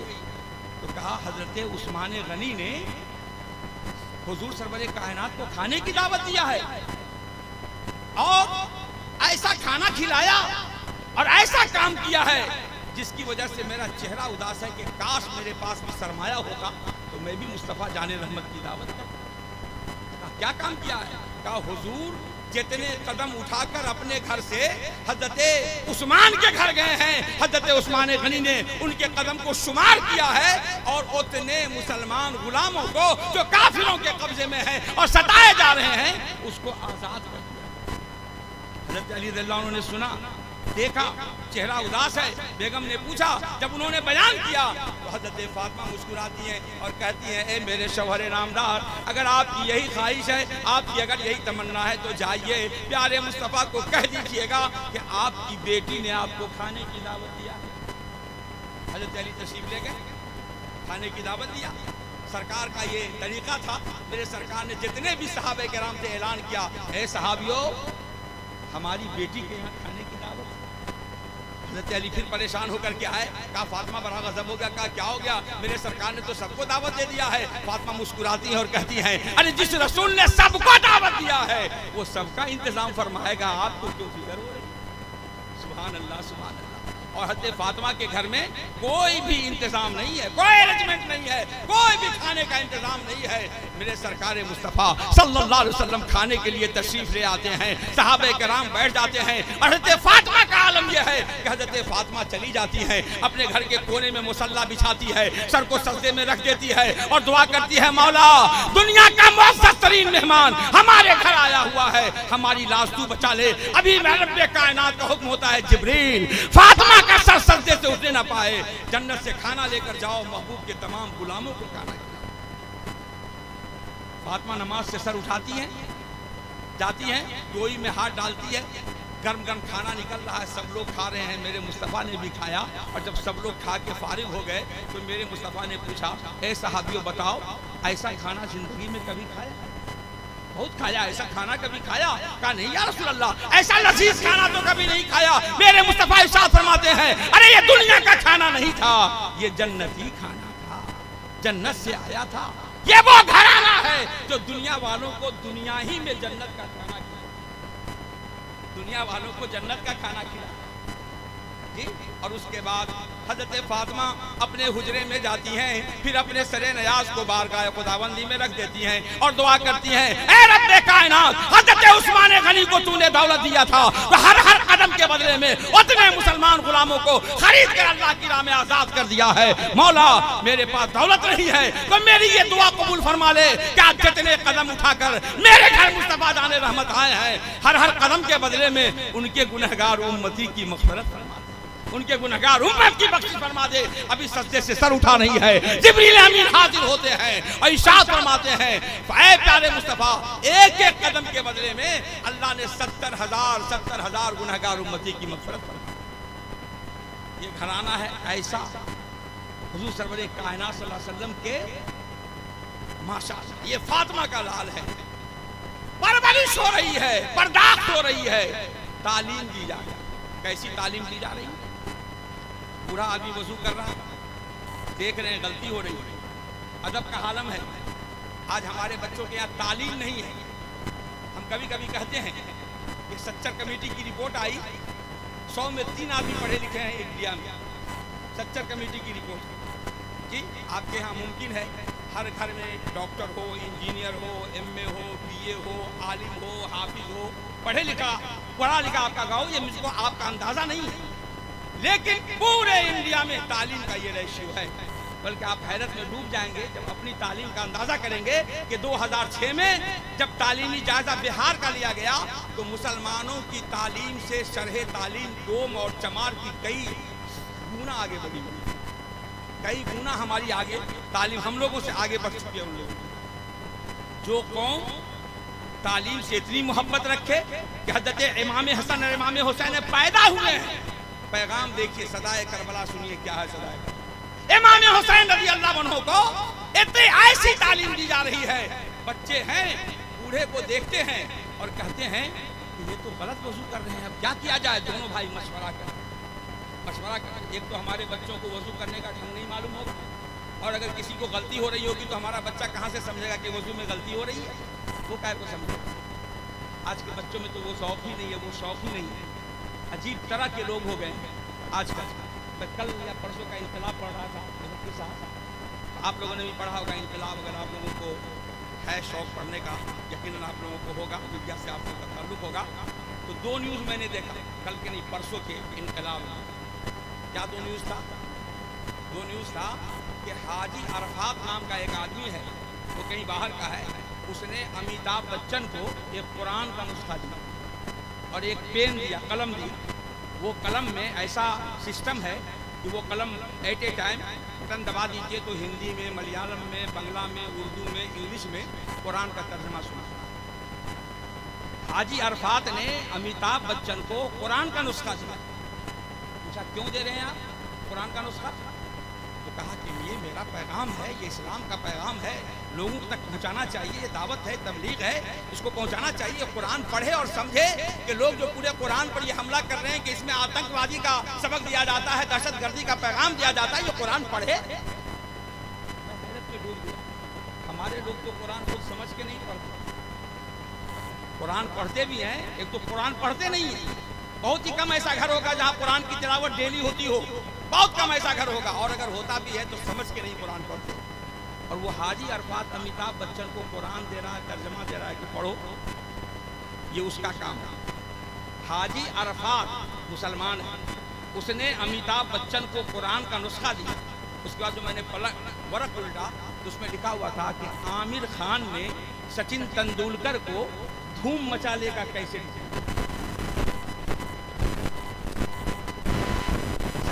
वो तो कैरेक्टर से अलविदा न, तो उस है जाम अपना अपना किए जाओ, मैं सारो काम अपना अपना, जिसको जिसमें सुकून मिलता है वो काम करता रहता है। उसने रसूल की शान में गुस्ताखी के जुमले लिख दिए। पूरे हिंदुस्तान और पाकिस्तान के मुसलमानों में इख्तिलाफ की लहर पैदा हो गई, क्या किया जाए, क्या किया जाए। कुछ लोगों ने कहा उसको मार डाला जाए, ये किया जाए, वो किया जाए, लेकिन जो बड़े होशमंद किस्म के लोग थे वो लोग बैठे, उन्होंने कहा कराची में मारना मुनासिब नहीं है, हंगामा फसाद को राह देना मुनासिब नहीं है, ऐसा करो कि हम लोग मुकदमा दायर कर देते हैं। मुकदमा दायर कर दिया गया, अंग्रेज की अदालत चल रही थी, हुकूमत चल रही थी, कोर्ट में मुकदमा दायर कर दिया गया। और धीरे धीरे जब उसके मुकदमे की तारीख आई, जिस दिन उसको फैसला सुनाने वाला था, तो कराची की धरती पर एक इंसान था, एक नौजवान था, उसका नाम था अब्दुल कय्यूम। बहुत बड़ा आदमी नहीं था, तांगा चलाता, एक्का गाड़ी चलाता। अब्दुल कय्यूम जब आज एक्का लेकर के रोड पे उतरा, बड़ा सीधा साधा नौजवान था, जैसे ही रोड पे उतरा तो देखा क्या कि वो कराची जहाँ खोया से खोया चलता था, बढ़िया इज़्तिहाम होता था, बड़ी भीड़ होती थी। आज यहाँ लोगों की कोई भीड़ नजर नहीं आ रही है। एक आदमी को बुलाया, कहा कि लोग कहाँ चले गए? कहा तू रहने गया तांगा चलाने वाला, इतना भी तुमको नहीं मालूम है कि जिसने मेरे रसूल की शान में गुस्ताखी किया था और उस पर मुकदमा दायर कर दिया था मुसलमानों ने, उसका फैसला आज ही तो कराची हाई कोर्ट में हो रहा है। सब लोग उसी फैसले को सुनने के लिए चले गए। अब्दुल कय्यूम को एक जज्बा पैदा, एक जोश पैदा हुआ। उसने अपने तांगे का रुख कराची हाई कोर्ट की जानिब किया, दूर किनारे खड़ा कर दिया। बड़ी भीड़ थी मुसलमानों की, मजमे को चीरता हुआ, मजमे को हटाता हुआ अंदर घुसता हुआ चला गया, अंदर घुसता हुआ गया। और जहाँ पे मुजरिम खड़ा था और सफाई दे रहा था, बगल से उसने एक छुरी निकाला, चमकती हुई छुरी निकाला। इधर उधर कुछ नहीं देखा, किसी ने देखा और किसी ने नहीं देखा कि उसने उठाया छुरी और उस मुजरिम के पेट में जोर से घोंपते हुए कहा, ओ जज साहब, ये मेरे रसूल का दुश्मन है, इसका फैसला मुझको करना है, आपको नहीं करना। कर लिया मैंने फैसला, ये मेरा मुजरिम था, मैंने फैसला कर लिया, मैंने कोर्ट में मर्डर किया, मेरा फैसला आप कर दीजिए। गिरफ्तार कर लिया गया अब्दुल कय्यूम को। वो अब्दुल कय्यूम तो तांगा चलाने वाला मामूली इंसान था। सुबह होते होते इंडो पाक के अखबारात की शासकों में उसका नाम चमकने लगा। अब्दुल कय्यूम ने अपनी जिंदगी की परवाह नामूस रिसालत की हिफाजत के लिए भी नहीं किया, बल्कि नामूस रिसालत की हिफाजत के लिए अपनी जिंदगी की परवाह नहीं किया है। हाल यह है कि पूरे दुनिया के मुसलमानों के दिलों की धड़कन बन गया। अब ये मुकदमा चल रहा है उसके ऊपर, लोग तारीख का इंतजार कर रहे हैं, तारीख पे तारीख होती जा रही है। जिस तारीख में अब्दुल कय्यूम को फैसला होना था, एक बहुत बड़ा वकील है वो पहुंचा, और पहुंचने के बाद उससे जेल में मुलाकात किया और कहा अब्दुल कय्यूम जानते हो आज पूरे दुनिया के मुसलमानों की दिलों की धड़कन तू बन चुका है। कौन ऐसा मुसलमान है जो तुम्हारे लिए हाथ उठाकर जिंदगी की दुआएं नहीं मांग रहा है? नौजवान लोग अपने जवान हाथों को उठाकर तुम्हारी जिंदगी की दुआएं मांगते हैं, औरतें अपने आंचल को उठाकर खुदा की बारगाह से तुम्हारी जिंदगी की दुआएं मांगते हैं। अब्दुल कय्यूम, मैं बहुत बड़ा वकील हूँ, एक पॉइंट तुमको बताता हूँ, अगर तुम अपने बयान में थोड़ी सी तब्दीली कर दोगे तो हम तुम्हें फांसी के फंदे से बचा लेंगे। कहा बोलिए वकील साहब पॉइंट क्या है? का पॉइंट ये है कि जब तुम अपना बयान देने लगना तो इतना कह देना कि जिस वक्त मैंने छुरा चलाया था उस वक्त मैं होश में नहीं था, बेहोशी क्या है। इतना जो कहा अब्दुल कय्यूम तड़प जाता है और कहता है ओ वकील साहब अपना पॉइंट अपने पास रखिए, कसम खुदा की मेरी पूरी जिंदगी बेहोशी में गुजरी है, वही लम्हा तो मेरे होश का लम्हा था, वही लम्हा तो मेरे होश का लम्हा, वही तो जिंदगी में मैंने एक काम किया है। और कह देते हैं आपके कह दो बेहोशी में किया, पूरी जिंदगी की कमाई बेहोशी का नाम दे दूं, ऐसा हरगिज़ नहीं हो सकता। मैंने जो किया दुश्मने रसूल को कैफर किरदार तक पहुंचाया है, पूरे होश में मैंने जब ये कहा अब्दुल कय्यूम, वो वकील तो चला गया, इकबाली मुजरिम था, फांसी की सजा हो रही है। अब्दुल कय्यूम फांसी के फंदे को चूमने के लिए जा रहा है और तारीख की आंख ये देख रही है कि एक बूढ़ी औरत है जो हाथ में लाठी टेके हुए आगे बढ़ती हुई जा रही है। ये कौन है? ये अब्दुल कय्यूम की बूढ़ी माँ है। आज की माँ होती तो कहती बेटे अब बुढ़ापा किसके सहारे बिताऊंगी, अब मैं जिंदगी किसके सहारे बसर करूंगी। ऐ मेरे बेटे तुमने ये कौन सा काम कर लिया, लेकिन कुर्बान जाओ उस माँ पर। वो माँ कहती है ऐ मेरे बेटे अब्दुल कय्यूम, मुझको नाज है कि मेरी कोख ने तुम जैसे इस्लाम के मुजाहिद बेटा को जन्म दिया है। बेटा कल मैदान महशर में मेरा सर फख्र से ऊंचा हो जाएगा कि मैं अब्दुल कय्यूम शहीद की माँ का ला कर उठाएगा। मैंने कहा हजारों सलाम हो ऐ माँ तुझ पर, हजारों सलाम हो उस माँ की कोख पर जिसने बेटा जन्म दिया है। तो ऐसा इस्लाम का मुजाहिद बेटा, इस्लाम का ऐसा मोहब्बत करने वाला, इस्लाम से मोहब्बत करने वाला बेटा पैदा किया है। हाल ये है कि अब्दुल कय्यूम जा रहा है, फांसी के फंदे को चूम लेता है और जब उसका जनाजा उठता है तो आप सुन रहे हैं 25 लाख नेटवर्क इस्लामिक आवाज, तौहीद network international Islamic YouTube channel. और महबूब की गलियों में जरा घूम के 25 लाख मुसलमानों का, मैंने कहा 25 लाख मुसलमानों के मजमे को लोगों ने देखा। अब कितने फरिश्तों की भीड़ उतरी होगी उसको किसने देखा, फरिश्तों का इज़्दिहाम कितना हुआ होगा उसको किसने देखा। और मेरे रसूल सरवरे कायनात ने सल्लल्लाहु अलैहि वसल्लम ने कितने प्यार से उसको जामे कौसर पिलाया होगा, इसको किसने देखा। अब मैदान महशर में मेरे रब्बे कायनात ने ऐसे ही लोगों के बारे में इरशाद फरमाया वला तक़ूलू लिमन युक़तलू फ़ी सबीलिल्लाहि अमवात बल अहयाउन वलाकिन ला तशऊरून। ऐ लोगों जो अल्लाह की राह में कत्ल कर दिए जाते हैं उन्हें मुर्दा मत समझना, वो तो जिंदा है, तुम्हें समझने का शऊर। जब इनको आप ये मकाम देते हैं तो बोलिए इमाम हुसैन का क्या मकाम होगा, जो करबला की धरती पर इस्लाम को बचाने के लिए लोग कहते हैं मेरे मुस्तफा ने दुआ कर दिया होता तो वो बच जाते। मैंने कहा कि सुनो, इमाम हुसैन जान बचाने के लिए नहीं गए थे, जान देकर ईमान बचाने के लिए, जान देकर कुरान बचाने के लिए गए थे, जान देकर इस्लाम की अजमत और इस्लाम की आबरू को बचाने के लिए गए थे। ऐ लोगों, हक व सदाकत के लिए जान का कुर्बान, जान का नजराना देने के लिए इमाम हुसैन। ये तो हम लोगों को भी तो इमाम हुसैन से मोहब्बत करते हैं, इमाम हुसैन के हम मानने वाले हैं, तो उनके पैगाम को समझना चाहिए। उनका पैगाम यह है कि हम अपने बच्चों को ज़ेवर तालीम से आरास्ता करें। जो बच्चा पढ़ा लिखा होगा वो समझेगा कि मकाम हुसैन क्या, وہ سمجھے گا عظمت مصطفیٰ کیا ہے، وہ سمجھے گا کہ ہم کو صحابہ کی عزت کرنی چاہیے، ہم کو ماں کا احترام کرنا چاہیے، ہم کو باپ کا احترام۔ آج پوری دنیا میں ہمارے اوپر ایک ٹھپا لگا، دہشت گردی کا ٹھپا لگا، کوئی بھی آدمی کہیں بھی بم دھماکہ ہوتا ہے مسلمان کا نام جوڑ دیا جاتا ہے، اور ہم لوگ یہ سمجھتے ہیں کہ اسلام کی تعلیم یہی ہے، اسلام یہی بتاتا ہے۔ نہیں مسلمانوں، اسلام حضور سرور کائنات صلی اللہ علیہ وسلم نے جو باغ لگایا تھا، آپ جانتے ہو اس میں پیار ہی پیار ہے، محبت ہی محبت، جھگڑے کا کوئی تصور نہیں ہے۔ آپ دیکھو میں بتاتا ہوں، حضرت ابو بکر رضی اللہ عنہ کا نام سنا ہے آپ لوگوں؟ سنا ہی ہوگا، یہ پہلے خلیفہ ہیں، حضرت ابو بکر رضی اللہ عنہ پہلے خلیفہ ہیں۔ ہر مسلمان کا یہ عقیدہ ہونا چاہیے کہ نبی کے بعد اگر کسی کا مقام ہے تو وہ سیدنا ابو بکر صدیق رضی اللہ عنہ، نبی کے بعد اگر کسی کا مقام ہے تو حضرت ابو بکر صدیق کا مقام۔ محبت میں حضرت ابو بکر نے جو کمال حاصل کیا ہے، تاریخ عالم میں اس کی مثال نہیں ملتی۔ یہ ابو بکر کون ہے؟ بس ایک جملہ سن لیجئے پھر میں آگے کہتا ہوں۔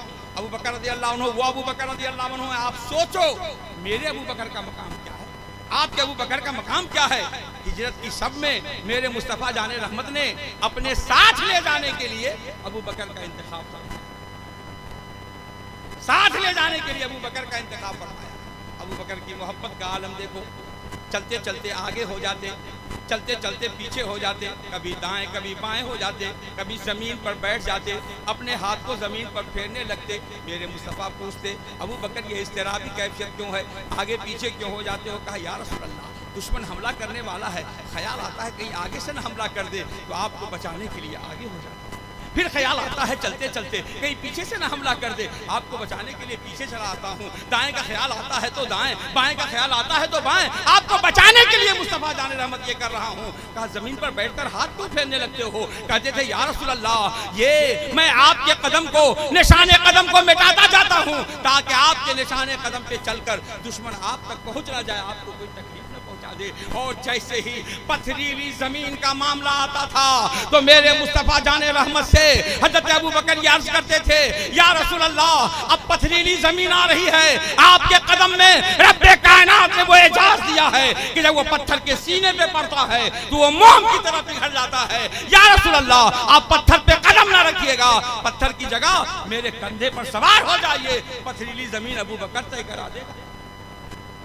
میرے سرکار ابو بکر کے کندھے پہ سوار ہو جاتے ہیں۔ میں نے کہا ابو بکر تمہارے دوست پہ مصطفیٰ جان رحمت سوار ہو کر تمہارے دوست کو تو عرش معلّہ کا ہم پلہ بنا دیا، میرے مصطفیٰ جان رحمت سوار ہو رہے ہیں، یہ ابو بکر کا دوست معلّہ، یہ دوست مبارک ہے جی، کسی کے بھی دوست پر میرے مصطفیٰ سوار نہیں۔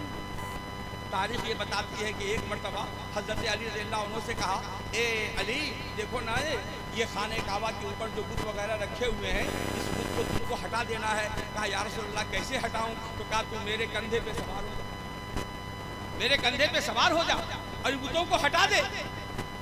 تو حضرت علی رضی اللہ عنہ نے کہا یا رسول اللہ یہ تو گستاخی ہوگی، میں آپ کے کندھے پہ سوار ہو جاؤں؟ ایسا کیجئے نا آپ میرے کندھے پہ سوار ہو جائیے جی، اور آپ کو تو کندھے پہ سوار ہونے کی ضرورت بھی نہیں ہے۔ یا رسول اللہ آپ جب آسمان کے چاند کو انگلی کا اشارہ کر کے چاک کر دیتے ہیں، آسمان کے ڈوبے ہوئے سورج کو انگلی کے اشارے سے آپ باہر کر دیتے ہیں تو آپ اشارہ کریں گے یہ کچھ سارے خود بخود باہر ہو جائیں گے آقا، لیکن اس میں تو کہا نہیں میں دنیا والوں کو تمہارا مقام بتانا چاہتا ہوں، آؤ میرے کندھے پہ سوار ہو جا۔ کہا کہ آپ ہی میرے کندھے پہ سوار ہو جائیے۔ تو میرے مصطفیٰ فرماتے ہیں علی تم بڑے طاقتور ہو، یہ بالکل صحیح ہے، چشمے زدن میں در خیبر کو اکھاڑ پھینکو گے یہ بالکل صحیح ہے، لیکن نبوت کا بوجھ تم اپنے کندھے پہ برداشت نہیں کر سکتے، اس لیے میں تمہارے کندھے پہ نہیں چڑھوں گا، اور تم میرے کندھے پہ چڑھ جاؤ۔ کیوں؟ اس لیے کہ قلب نبوت کا بوجھ اگر کوئی برداشت کر سکتا ہے تو وہ ابو بکر کا کاندھا ہوگا، وہ ابو بکر کا دوش معلّہ ہوگا، وہی ابو بکر ہیں جو حضور سرور کائنات صلی اللہ علیہ وسلم کے ساتھ ہجرت میں تشریف۔ حضرت علی رضی اللہ عنہ کندھے پہ سوار ہو جاتے ہیں، بتوں کو گرا دیتے ہیں اور کہا کہ آپ اترو، اترتے ہیں۔ کہا جب کندھے پر تھے تو کہا کہاں پر ہو؟ تو کہا یا رسول اللہ آپ کے دوش مبارک پہ چڑھ کے اتنا بلند ہو گیا ہوں، اتنا بلند ہو گیا ہوں کہ چاہوں تو عرش معلّہ کے پائے کو اپنے ہاتھوں سے پکڑ لوں۔ کہا نیچے اترو، نیچے اترے، کہا چوٹ بھی لگی؟ کہا نہیں چوٹ نہیں لگی۔ تو کہا چوٹ کیسے لگے گی؟ اتارا ہے میں نے اور جبریل نے اپنے پر کو بچھا دیا ہے، تمہیں چوٹ کیسے لگے؟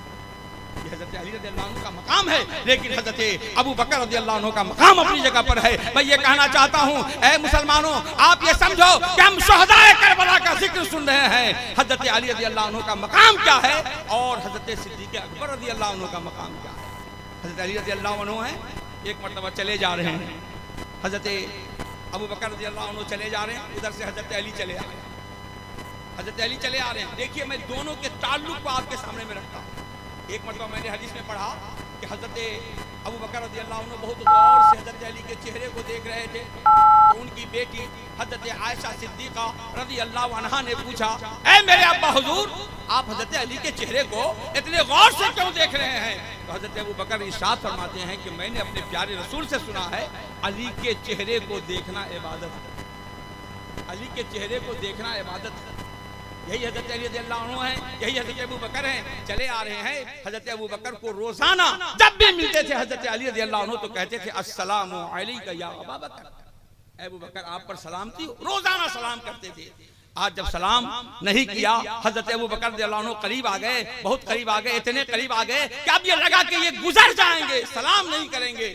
تو حضرت ابو بکر نے کہا السلام علیک یا علی، اے علی آپ کے اوپر سلامتی ہو، سلام کر لیا۔ حضرت ابو بکر دوڑے ہوئے گئے، پیارے مصطفیٰ جان رحمت صلی اللہ علیہ وسلم کی بارگاہ میں پہنچتے ہیں اور عرض کرتے ہیں اللہ کے پیارے رسول، روزانہ حضرت علی مجھ کو سلام کیا کرتے تھے، آج سلام نہیں کر رہے ہیں، کیا مجھ سے کوئی غلطی ہو گئی ہے؟ میں عمر میں بڑا ہوں تو کیا ہوا، میں علی سے معافی مانگنے کے لیے تیار ہوں۔ حضرت علی کو بلایا گیا، میرے سرکار نے پوچھا علی آپ نے کیوں نہیں سلام کیا، کوئی غلطی ہو گئی؟ حضرت ابو بکر سے کہا نہیں یا رسول اللہ، غلطی نہیں ہوئی ہے، بلکہ معاملہ یہ ہوا کہ آج میں سویا ہوا تھا، میں نے خواب یہ دیکھا کہ میں جنت کی سیر کر رہا ہوں، ٹہلتے ٹہلتے ایک عالیشان محل دیکھا، عالیشان محل کا دروازہ دیکھا جس پہ لکھا ہوا تھا باب السلام، سلام کا دروازہ۔ میں نے جنت کے داروغہ سے پوچھا یہ جنتی محل کس کے لیے تیار کیا گیا ہے؟ انہوں نے کہا جو دو مسلمان آپس میں پہلے ملتے ہیں اور سلام کرنے میں پہل کرتے ہیں ان کے لیے یہ جنتی محل تیار کیا گیا ہے۔ یا رسول اللہ میں نے یہ سوچا کہ روزانہ ابو بکر کو پہلے سلام کر چکا ہوں، میں جنت کا حقدار ہوں، آج کیوں نہیں حضرت ابو بکر کو موقع دیا جائے کہ وہ مجھ کو پہلے سلام کر لیں، تاکہ دونوں بھائی دنیا میں بھی ساتھ رہتے ہیں، آخرت میں جنتی محل میں بھی دونوں بھائی ساتھ ہیں۔ یہ حضرت ابو بکر رضی اللہ عنہ کا حضرت علی رضی اللہ عنہ کا تعلق ہے جی۔ اور مسلمانوں ہم لوگ ہیں کیا ہیں، اللہ اللہ خدا خیر فرمائے۔ میں یہ کہنا چاہتا ہوں کہ امام حسین رضی اللہ تعالی عنہ نہیں مطلب کہ اور آگے ہیں مولانا غلام مرتضیٰ صاحب جی، ہاں بلا لیجئے، اس شاعر لوگوں کو بھی بلائیے۔ اصل میں دیکھیے آج جو ہماری قوم کا ایک المیہ ہے، یہ المیہ ہے کہ تقریر ان کو کچھ کڑوی معلوم ہوتی ہے۔ میں یہ نہیں کہتا نعت مصطفیٰ سبحان اللہ نثر میں وہ لوگ پڑھتے ہیں ہم لوگ اور نظم میں وہ لوگ پڑھتے ہیں، پڑھنا ہی چاہیے، نعت مصطفیٰ بہت اچھی چیز ہے، لیکن لوگوں کو بڑا شوق ہوتا ہے، ہمارے بچوں کو بھی شوق ہوتا ہے، یہ صرف آپ ہی کے یہاں کا معاملہ نہیں ہے، پورے ہندوستان کا معاملہ ہے۔ میں یہ کہنا چاہ رہا تھا آپ کو، یہ بتانا یہ چاہ رہا تھا کہ ہم لوگ صدائے کربلا کانفرنس یہاں کے نوجوانوں نے یہ جلسہ منعقد کیا ہے، امام حسین کا پیغام کیا ہے، امام حسین نے کربلا میں سب کچھ کیوں الٹا دیا۔ آج ہم لوگ کہتے ہیں، بولیے ایمانداری کے ساتھ نوجوانوں، بولو ایمانداری کے ساتھ بولو، امام حسین اگر صرف ایک جملہ کہہ دیتے یزید کو میں نے مان لیا، تو بولو سونے اور چاندی میں تول دیا جاتا کہ نہیں تول دیا جاتا؟ تول دیا جاتا نا۔ لیکن امام حسین نے اپنے ایمان کا سودا نہیں کیا، اپنے عقیدے کا سودا نہیں کیا، عقیدے میں کوئی سمجھوتا نہیں کیا، جان دینا گوارا ہے۔ یزید ڈوب گیا شام کے اندھیروں میں، حسین آج بھی پھیلے ہیں روشنی کی۔ یزید ختم ہو گئی، حسین زندہ ہے، کیوں؟ انہوں نے استقامت کا امتحان دیا، صبر کا امتحان دیا۔ آج ہم لوگوں کا معاملہ کیا ہے، تھوڑا پیسہ ملتا ہے تو ادھر سے ادھر ہو جاتے ہیں، ادھر سے ادھر ہو جاتے ہیں، یہ نہیں سوچتے ہیں کہ ہمارا ایمان کیا کہتا ہے، ہمارا ایمان کیا کہتا ہے۔ ارے جان دو دے دو، جان دی ہوئی اسی کی تھی، حق تو یہ ہے کہ حق ادا نہ ہوا، مرنا تو ہے ہی ہے، سمجھوتا کر کے مت مرو، بلکہ اپنے ایمان اور استقامت پہ جم کے رہو، اور دنیا والوں کو بتا دو کہ ہم وہ قوم ہیں کہ جب تک بکے نہ تھے تو کوئی پوچھتا نہ تھا، یا رسول اللہ تو نے ہمیں خرید کے انمول کر دیا، کون ہے جو میری قیمت لگا سکتا؟ کوئی ہے جو میری قیمت لگا دے؟ نہیں، آپ کا ایمان سب سے زیادہ مستحکم ہونا چاہیے، آپ کا ایمان کمزور نہیں ہونا چاہیے۔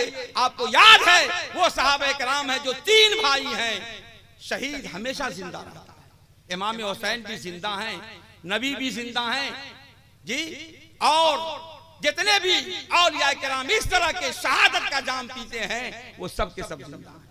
ہم لوگوں کو سمجھ میں بات نہیں آتی۔ امام حسین کی زندگی کو دیکھیے، امام حسین نے کبھی کسی کا دل نہیں دکھایا، امام حسین نے کسی کا دل نہیں توڑا۔ حق کی بات آئی، امام حسین نکل پڑے میدان کربلا میں۔ اور یہ مت سمجھیے گا کہ امام حسین کے سب لوگ دشمن ہی دشمن تھے، نہیں، ایسے ایسے جانثار تھے جیسے آج کے ڈیٹ میں بہت سارے لوگ دشمنی کر رہے ہیں، بہت سارے لوگ دوستی کر رہے ہیں۔ میدان کربلا میں بھی ہم نے یہی دیکھا کہ بہت سارے لوگ دوستی کر رہے ہیں، بہت سارے لوگ دشمنی کر رہے ہیں۔ رات کا وقت ہے، امام حسین کو اچھی طرح معلوم تھا کہ ان لوگوں کو دشمنی ہے تو مجھ سے دشمنی ہے، ہمارے ساتھ جو یہ دوست احباب آئے ہیں ان کا کوئی قصور نہیں ہے، یہ لوگ ہمارے لیے جان دے دیں گے۔ رات کے سناٹے میں سب کو بیٹھایا 9 محرم کو اور کہا اے لوگو یزیدیوں کو ہم سے جھگڑا ہے، تم لوگ چلے جاؤ۔ کہا نہیں امام حسین میں آپ کو چھوڑ کے نہیں جا سکتا۔ ہم نے کتاب میں پڑھا کہ امام حسین رضی اللہ عنہ روشنی جل رہی تھی، شمع جل رہی تھی، شمع کو گل کر دیا اور کہا جس کو جانا ہے اندھیرے میں چلے جاؤ، میں تم لوگوں سے وعدہ کرتا ہوں کہ میدان محشر میں اپنے نانا جان سے کہا کہ سب کو جنت میں داخل کرواؤں گا، سب کو جام کوثر پلاؤں گا، مجھ کو کوئی شکوہ نہیں ہوگا، اس لیے کہ یزیدیوں کو صرف میرا سر چاہیے، تم سے کوئی دشمنی نہیں ہے۔ چراغ کو گل کر دیا، اندھیرے میں چلے جاؤ۔ لیکن امام حسین جب کچھ دیر کے بعد اپنے چراغ کو روشن کرتے ہیں، شمع جلاتے ہیں، تو دیکھتے کیا ہیں کہ میرے جتنے پروانے تھے سب کے سب یوں ہی ڈٹے ہوئے ہیں اور زبان حال سے گویا یہ کہہ رہے ہیں اے امام اگر ہم اس شمع کے پروانے ہوتے تو اس کے بجھنے کے بعد چلے جاتے، لیکن ہم تو شمع امامت کے پروانے ہیں، ہم تو آپ کے چہرے کے دیوانے ہیں۔ حسین ہم میں سے جب تک کہ کوئی زندہ رہے گا کسی کی مجال نہیں ہے کہ آپ کی جانب انگلی اٹھا کر۔ محبت کرنے والے بھی لوگ تھے، بہت محبت کرنے والے لوگ تھے۔ آپ جانتے ہو دنیا میں بہت سارے بہنیں پیدا ہوں گی، بہت سارے لوگ پیدا ہوں گے، بہنوں بھائی اور بہن کی محبت دنیا میں عام ہے، ویسے پاکیزہ محبت کوئی اور نہیں ہوتی۔ میدان کربلا میں امام حسین کی بہن زینب ہے، میرے امام حسین بلاتے ہیں زینب کو اور کہتے ہیں بیٹی بہن زینب میرا امتحان تو آج ختم ہو جائے گا، کل سے تمہارا امتحان شروع ہوگا، تمہارا امتحان شروع ہوگا۔ بہن زینب حضرت زینب ہیں، وہ فرماتی ہیں اے میرے بھائی جان لڑائی شروع ہے۔ دیکھو بھائی بہن کی محبت دیکھو، میں نے تاریخ میں پڑھا دنیا میں بہت ساری بہنیں ہوں گی لیکن زینب جیسی بہن کی محبت تاریخ عالم میں بے مثال ہے۔ حضرت زینب فرماتی ہیں اے میرے بھائی جان یہ میدان کارزار گرم ہے، دشمن شباب پر ہیں، اے میرے بھائی جان میں نے ابا جان اپنے نانا جان کی ایک حدیث مجھ کو یاد آ رہی ہے۔ کہا وہ کیا حدیث ہے بہن؟ تو فرماتی ہیں کہ صدقہ بلاؤں کو ٹال دیتا ہے، الصدقۃ رد البلا، صدقہ بلاؤں کو ٹال دیتا ہے۔ کہا کہ ہاں یہ تو میرے نانا جان کی حدیث ہے، یہ تو معلوم ہے نا آپ لوگوں کو بھی حدیث، صدقہ بلاؤں کو ٹال دیا کرتا ہے۔ آپ کو بھی جب کوئی مصیبت آئے تو آپ مصیبت میں گھبرائیے مت، بلکہ اللہ کی راہ میں کچھ صدقہ کر دیجئے، اللہ صدقہ سے بلاؤں کو ٹال دیا کرتا ہے۔ حضرت داؤد علیہ السلام کا زمانہ تھا، ایک نوجوان بیٹھا ہوا تھا، حضرت اسرائیل علیہ السلام آئے اور کہا کہ اس نوجوان کی 6 دن کے بعد موت ہو جائے گی۔ کہا کہ تم تو نوجوان ہو، 6 دن کے بعد مر جاؤ گے۔ تو وہ چلا گیا اور ایک غریب آدمی کو بھرپور کھانا بھی کھلایا، جو پیسہ تھا سب اس کو دیا۔ اس کے بعد 6 مہینہ کے بعد حضرت داؤد علیہ السلام دیکھتے ہیں کہ وہ نوجوان بازار میں ٹہلتا ہوا نظر آ رہا ہے۔ جب اسرائیل سے ملاقات ہوئی کہا کہ تم نے تو کہا تھا کہ یہ 6 ہی دن زندہ رہے گا، یہ تو 6 مہینہ ہو گیا۔ تو کہا حضور یہ گیا یہاں سے اور غریب کو بہت صدقہ دے دیا، اللہ تبارک و تعالیٰ نے صدقے کو قبول فرما لیا اور اس کی عمر کو 60 سال کر دیا۔ صدقہ بلاؤں کو ٹال دیا کرتا ہے، صدقہ کرنا چاہیے۔ حضرت زینب فرماتی ہیں اے میرے بھائی جان، نانا جان فرمایا کرتے تھے صدقۃ رد البلا، صدقہ بلاؤں کو رد کر دیا کرتا ہے۔ کہا ہاں بہن یہ تو بات صحیح ہے، لیکن جہاں پانی نام کے لیے کوئی چیز ہمارے خیمے میں نہیں ہے، دانا نام کی کوئی چیز نہیں ہے، اس مصیبت میں تم کون سی چیز صدقہ کرنا چاہتی ہو؟ حضرت زینب فرماتی ہیں بھائی جان یقیناً دانا نہیں ہے، پانی نہیں ہے، لیکن یہ میرا بیٹا انو محمد ہے، 12-13 سال کا بچہ ہے، اس بچے کے آخری خون کا قطرہ آپ کے قدموں پر میں نچھاور کر دینا چاہتا ہوں، آپ اجازت دیجئے کہ یہ میرا بیٹا جائے اور لڑتا ہوا آپ کے لیے شہید ہو جائے۔ اللہ اکبر، یہ اونو محمد ہے۔ آپ خود غور فرمائیے، 12-13 سال کا بچہ ہے، امام حسین کے آنکھوں میں آنسو آئے اور کہنے لگے کہ بہن کیسی بات کرتی ہو، یہ وہ میرا بھانجا ہے جس کی انگلی تھام تھام کر میں نے بڑا کیا ہے، گود میں پلایا ہے، گود میں کھلایا ہے، اور میں اس لڑائی کا حال جانتا ہوں، یہاں سے جائے گا تو زندہ واپس نہیں آئے گا، میں کس منہ سے کہہ دوں، کس منہ سے کہہ دوں کہ اس کو تم لڑائی میں جانے کی اجازت دے دو؟ لیکن حضرت زینب ہیں، فرماتی ہیں کہ نہیں نہیں، دنیا کیا کہے گی، اے میرے بھائی جان، میں اپنے نانا کو کیا منہ دکھاؤں گی میدان محشر میں؟ جب میرے نانا کا سامنا ہوگا تو میں اس اونو محمد کو فخر کے ساتھ پیش کروں گی کہ میں نے اپنے بھائی کے قدموں پر اس کی جان کا نذرانہ پیش کر دیا تھا۔ اونو محمد ہے۔ اب سوچئے یہ جا رہے ہیں، لیکن علی کا شیر ہے، علی کا گھرانہ ہے۔ اللہ اللہ، آج ہم لوگ ہیں نا، ہم لوگ کہ جہاں گھر میں کیا ہے یہ بتانے کی ضرورت نہیں ہے، لیکن رہنا چاہیے، ہر بچے کو بہادر ہونا چاہیے۔ یہ گلی کا گھرانہ ہے، یہ رسول سرور کائنات صلی اللہ علیہ وسلم نے بہادری کا سبق دیا ہے، بہادری کا سبق دیا ہے۔ قرآن جب پڑھیے گا نا تو یہاں حافظ قرآن لوگ موجود ہیں، حافظ فیروز صاحب ہیں، ان سے پوچھئے پورے قرآن میں ایک سورہ ملے گی آپ کو، سورہ حدید۔ میں حیران رہ گیا، یا اللہ یہ حدید معنی ہوتا ہے لوہا، یہ پورا سورہ، یہ لوہا سورہ نازل کیا اللہ تبارک و تعالیٰ نے۔ یہ حدید، یہ قرآن جس میں انبیاء کرام کے قصے ہیں، جس میں اولیاء کرام کے قصے ہیں، نماز روزے حج و زکوٰۃ کے احکامات ہیں، تزکیہ قلوب کرنے کے احکامات صادر کیے گئے ہیں، اس میں یہ لوہا اتارنے کی کیا ضرورت تھی؟ لوہا اتارا۔ سورہ حدید اس میں قرآن میں ہے، 27واں پارہ میں غالباً ہے جی، سورہ حدید ہے، پورا حدید لوہا۔ ہم نے کہا اللہ اللہ، یہ مسلمانوں کے لیے لوہا اتارا گیا ہے جی۔ اسی لوہا پہ عمل کر کے قوم اتنی طاقتور بن چکی ہے، اتنی طاقتور بن چکی ہے کہ وہ قوم کہتی ہے آنکھیں دکھاؤ گے تو آنکھیں نکال لوں گا، بولو گے میرے خلاف تو زبان کو گدی سے کھینچ لوں گا، اسی لوہے پہ عمل کر کے۔ لیکن ہم اپنے گھروں میں، ہمارے پاس کچھ نہیں، ہمارے پاس کوئی سامان نہیں، کچھ نہیں ہے۔ اے مسلمانوں، کہنا یہ چاہتا ہوں کہ بہادر بنو۔ سنو، صدائے کربلا یہی ہے کہ حق کے لیے جان کا نذرانہ دینا پڑے تو یہ نہ دیکھو کہ یہ میرا چھوٹا بھائی ہے، یہ نہ دیکھو کہ میرا چھوٹا بیٹا ہے، یہ نہ دیکھو کہ میرا بوڑھا باپ ہے۔ نہیں، اسلام کو اگر خون کی ضرورت ہے، جوان کے خون کی ضرورت ہوگی تو ہم علی اکبر کی شہادت کو یاد کر لیں گے، علی اکبر کی طرف اپنے جوانوں کو پیش کر دیں گے۔ اگر بچپنے کے خون کی ضرورت ہوگی تو علی اصغر کے بچپنے کو یاد کر لیں گے، اگر بوڑھے کے خون کی ضرورت ہوگی تو اے حسین ہم تمہارے خون کو یاد کریں گے۔ اور میدان کربلا میں جس استقامت کا سبق امام حسین نے دیا ہے، تاریخ عالم میں اس کی کوئی مثال نہیں۔ لوگ کہتے ہیں بہت سارے لوگ شہید ہوئے، شہید الشہداء ان کو نہیں کہا گیا۔ بڑی دردناک شہادتیں ہوئی لوگوں کو، ہوئی ہے کہ نہیں ہوئی؟ منصور تھے، انا الحق کہتے تھے، منصور کہتے تھے انا الحق، مولانا لوگوں نے فتویٰ دیا اس کو پھانسی دے دیا، پھانسی دے دی گئی، قتل کر دیا گیا تو سر سے الگ آواز آئی، خون کے ایک ایک قطرے سے آواز آتی تھی انا الحق۔ بادشاہ سے کہا کہ یہ تو خون بھی بول رہا انا الحق، اب کیا کیا جائے؟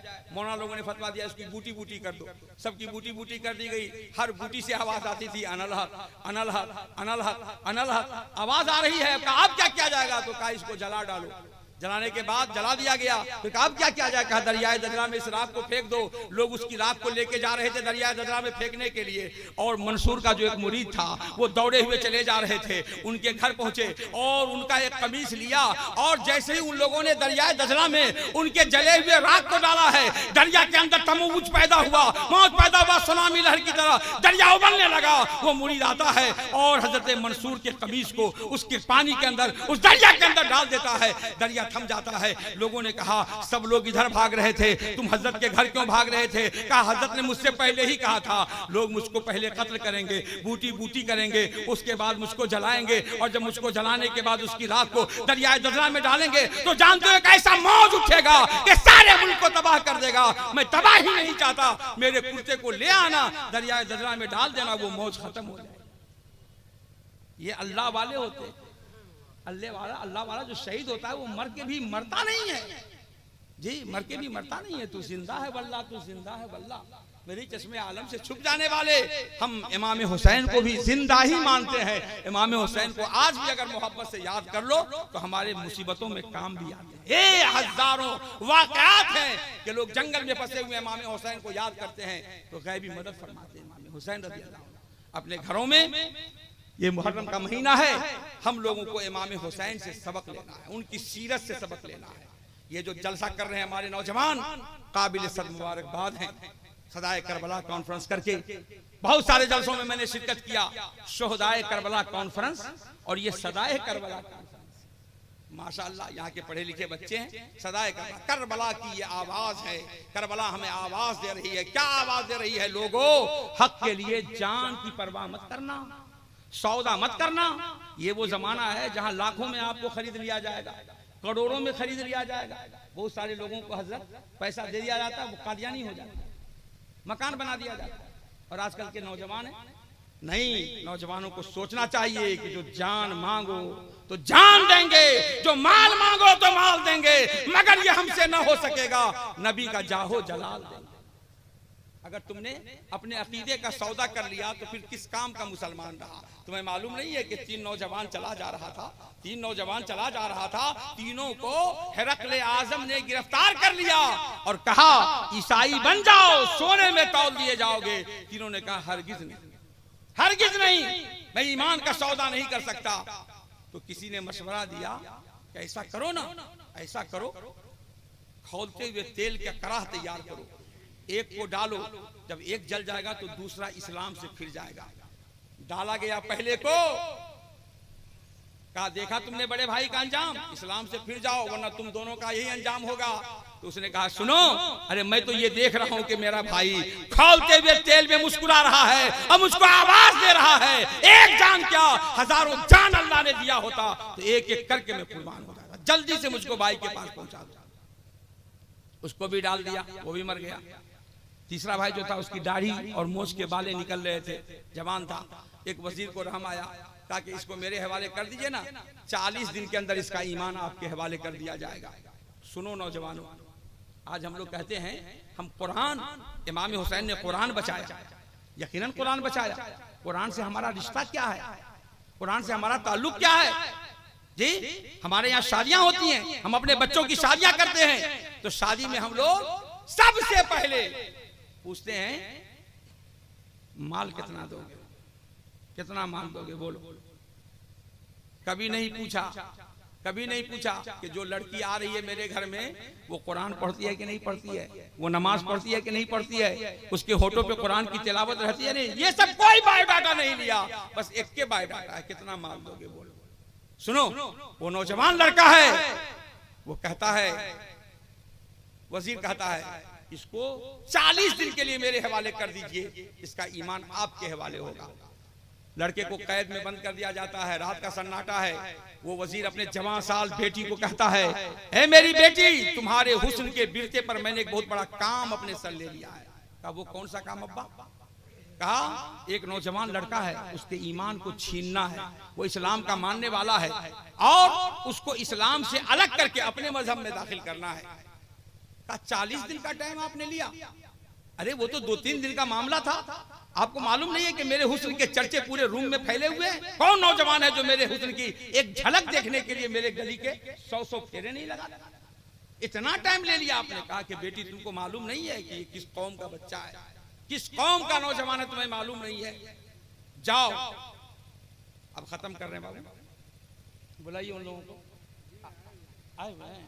آخری بات میں کہہ دوں، اس حدیث کو نقل کر دوں جی، حضور سرور کائنات صلی اللہ علیہ وسلم کا یہ غلام ہے، نوجوانوں یہ غلام ہے، یہ غلام 40 دن کے لیے قید میں ہے۔ پہلی رات جب وہ لڑکی دولہن کی طرح بن سمر کر اس کے کمرے میں جاتی ہے تو وہ کیا دیکھتی ہے کہ وہ لڑکا کچھ پڑھ رہا ہے، ہونٹ اس کے ہل رہے ہیں، کبھی رکوع میں جاتا ہے، کبھی سجدے میں جاتا ہے۔ اس نے سمجھا کہ آج یہ کچھ منتر پڑھ رہا ہوگا۔ دوسرے رات آئی، تیسری رات آئی، چوتھی رات آئی، 5ویں رات آئی، لڑکے کے اوپر کوئی اثر نہیں ہے، لڑکے اپنے کام میں لگا ہوا ہے۔ لڑکا جب 40ویں رات ہوتی ہے تو وہ لڑکی یہ سوچ کر جاتی ہے آج وہ نہیں بولے گا تو میں بولوں گی۔ جیسے ہی وہ لڑکا جاتا ہے تو وہ کہتی ہے اے لڑکے، بہت سارے اندھے ایسے ہوتے ہیں جس کی آنکھ کھلی ہوتی ہے مگر آنکھ دیکھتی رہتی ہے، وہ دیکھتا نہیں ہے، آنکھ کھلی رہتی ہے، کہیں تم اسی قسم کا اندھا تو نہیں ہے؟ تب وہ لڑکا بولتا ہے نہیں نہیں، الحمدللہ میری आंख सलामत है, मेरी रोशनी सलामत है। तो कहा कि तुम मुझसे बात क्यों नहीं करते, तुम मेरे हुस्न से मुतासिर क्यों नहीं होते। तो वो नौजवान लड़का जवाब देता है, ए लड़की तुम्हें मालूम नहीं है, जब मैं तुमसे बात करने की ख्वाहिश करने लगता हूं तो मुझको ख्याल आता है कि उससे अच्छी बात क्यों नहीं किया जाए, लिहाजा मैं कुरान मुकद्दस की तिलावत करना शुरू कर देता हूं। और जब कुरान पढ़ने लगता हूं तो उसकी मिठास मेरे नस नस में समा जाती है और मुझको ऐसा लगता है कि तुमसे बात करने की कोई जरूरत नहीं है। और जब मैं तुम्हारे चेहरे को देखता हूं तो मैं अपने तसव्वुर में प्यारे मुस्तफा जाने रहमत के चेहरे को बसा लेता हूं। तब मुझको ख्याल आता है कि तुम्हारे चेहरे में कोई हुस्न नहीं है, हुस्न वाला तो मेरे रसूल का चेहरा है कि चांद में भी दाग है और हजरत का चेहरा साफ है। फिर तुमसे चेहरे को भी देखने की ख्वाहिश नहीं होती। तो वो नौजवान कहती, वो लड़की कहती है, ए नौजवान सुनो, जिस हुस्न के दीवाने तुम हो उसी हुस्न का दीवाना मुझे भी बना लो। आई थी ईमान छीनने के लिए, लेकिन लड़के के इस्तेकामत को देखकर वो ईमान ले आती है और कहती है कि जल्दी से भाग चलो यहाँ से, कल सवेर में तुम्हारी जान चली जाएगी। वो भागे चले जा रहे हैं, घोड़े पर सवार हैं, रात का सन्नाटा, भागे चले जा रहे हैं। पीछे से घोड़े के टाप की आवाज आती है। ये लोग समझे कि कोई दुश्मन आ रहा है, लेकिन पीछे से आवाज आती है, ए भाई रुको, ए भाई रुको, ए भाई रुको। तो ये आवाज जानी पहचानी मालूम हुई। जैसे ही रुकते हैं तो देखते क्या है, मेरे वो दोनों भाई जिसको जलते हुए तेल में डाल दिया गया था, वही नौजवान आया है और वो कह रहा है कि ए मेरे भाई, अल्लाह तबारक व तआला ने हम दोनों भाई को जन्नत से भेजा है और ये कह करके भेजा है कि दोनों का निकाह कर दिया जाए, दोनों की शादी कर दी जाए। जी, ये हजरत अल्लामा जलालुद्दीन सूती रहमतुल्लाह अलैह ने लिखा है अपनी किताब में। मैं ये कहना चाहता हूं कि हर अल्लाह की राह में जान देने वाला जिंदा होता है। आप ये समझिए कि हम इमाम हुसैन की याद मना रहे हैं, तो उनसे सबक ले लीजिए कि हक के लिए जान दे दीजिए। हक के रास्ते से आपको हटना नहीं है। तूफान नूह लाने से चश्म फायदा, दो बूंद ही बहुत है, अगर कुछ असर करे।